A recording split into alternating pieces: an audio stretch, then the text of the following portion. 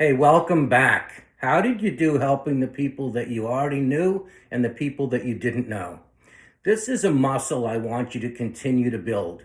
Wouldn't it be great if your family and friends considered you one of the people that they could always count on when they were feeling down? Now, we're going to move on to our week number 11, focusing on an attitude of gratitude. Before we do, I want to remind you a lot of this stuff you're doing for your kids as well as you. Your kids will most likely live the kind of life that you live. So when we look at this week, you have a choice. You can look at all the things you don't have and that other people have and be sad, or you can look at all the wonderful things you have and be happy. That's what we're going to discuss. Do it for yourself, but do it for your kids. They're going to live the way that you live. So if you look at all the wonderful things you have and you're happy, they will too. I want to start with a quote from Francis Koenig. It says, "True happiness does not come from getting things that we don't currently have. It comes from recognizing and appreciating the things that we already do have." It's true, living with an attitude of gratitude is a cliched concept. But the truth is, studies show that if you're grateful, you're 25% happier and you're healthier as well. And if you're today living in America, you have so many reasons to be grateful. Since the beginning of time, you have the highest standard of living, the greatest hospitals, healthcare system, the most liberties in terms of being able to practice any religion you want, the best democracy we've ever had. We tend to take this for granted, but we shouldn't. There's people even today in the rest of the world that don't have these freedoms and this great standard of living. Now, I want to start by thanking our ancestors. And I realize they're not around, so when I say thank them, you're just going to thank them in your mind. We all came from a different place. We're all immigrants if we go back to our grandparents or great-grandparents. And when they came over in really rough conditions. My grandpa came over from Lithuania, and I know he was in a boat, and he probably got seasick and had very little space to himself. That's typically what happened with European immigrants.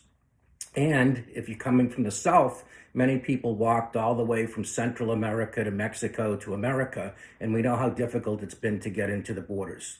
Once they got here, they had nothing. So they often had to work 2 or 3 jobs, struggling to make a living. And why did they do it? So their kids and their grandkids could live a better life. That's us. So you really want to appreciate your ancestors and all they did to get you to the point where you can live such a happy life in America. We also want to think about all of the veterans of all of the wars, people who fought in World War I, World War II, and the wars since then. Without them, we certainly wouldn't have the America we have today. So we want to thank them in our mind as well. Maybe you actually want to go and visit a veterans hospital and thank them in person. That would be even better. Third, we want to focus on all the people who helped us get to where we are along the way. Most likely they're still alive and we can give them a call or write them a letter. For example, maybe when you were in school, in high school, you had low self-esteem and you didn't feel real good about yourself. But there was one teacher who took you under his or her wing and made you feel great. And because of that person, you were able to get into college and you were the person you are today. Maybe it was a great boss. Maybe it was a great friend. Write down the 3 people in your life who have made the biggest difference. It can be a parent as well. And then I want you to get in touch with them and just let them know how much you appreciate them. The final thing is what I alluded to at the beginning of this video. Every day you have a choice to figuratively look to the left.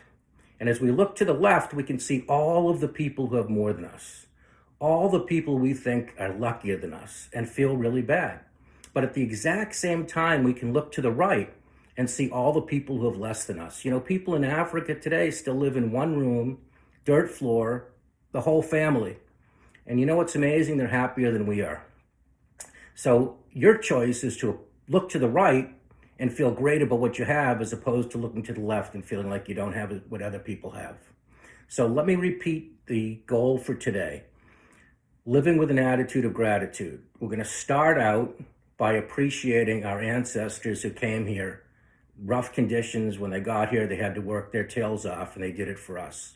We want to thank the veterans who fought in the wars so America could be the country it is today for us. We want to make a list of 3 people who helped us along the way. Maybe it was in school, maybe it was in our job, maybe it was a basketball coach in high school that just made you feel great, made a big difference in your life. You want to get in touch with them and thank them. Then you want to put a little note, guys, in your shaving kit, women in your makeup kit that says, for this week, I'm focusing on living with an attitude of gratitude. I'm going to look to the right instead of the left each day. Look to the right and appreciate everything you have. Don't look to the left at all the things other people have. That's it for now. We're going to come back with week 12, which is focusing on a higher power. I hope you have a great week.